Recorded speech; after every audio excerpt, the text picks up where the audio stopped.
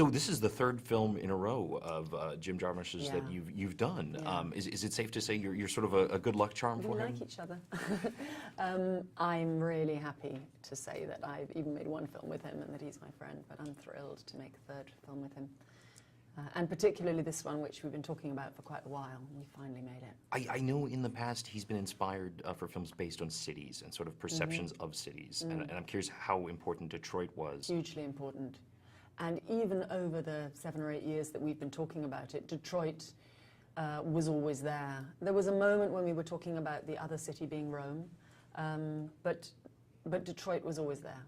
And he's a hugely important character in the film.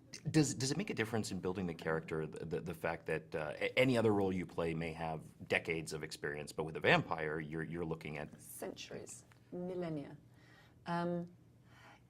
Yes and no. I mean, still they are humans, and you're right. It is more than a vampire story. It's a love story. It's about two humans who they were originally human before they got turned, who have a relationship which is not that dissimilar to long-term relationships every which way we look.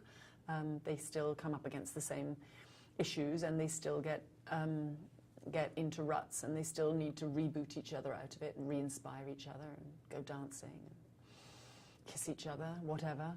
There's that feeling of needing it to be real.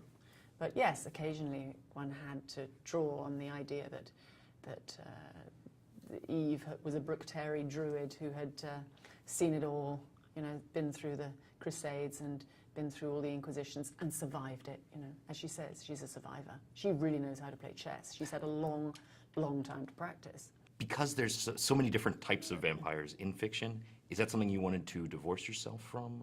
We just wanted to add another, you know, this is just another way of looking at it. I mean, there are so many, there's something so vibrant about the concept of vampirism. I don't know, you know, when it will ever run out of being, I'd like to see something about vampire children. Disney should make an underwater, okay, Pixar, okay, here we go.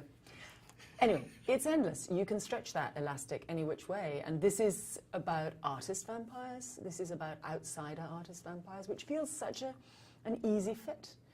We all know artists, well, certainly I do, many artists, musicians and writers and painters who are nocturnal, who live in a kind of outside space and who are in some way, you know, alienated by society and live like vampires. So it feels like a really realistic fairy story.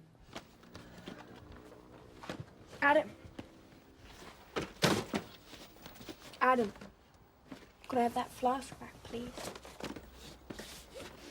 No, Ava. No more tonight.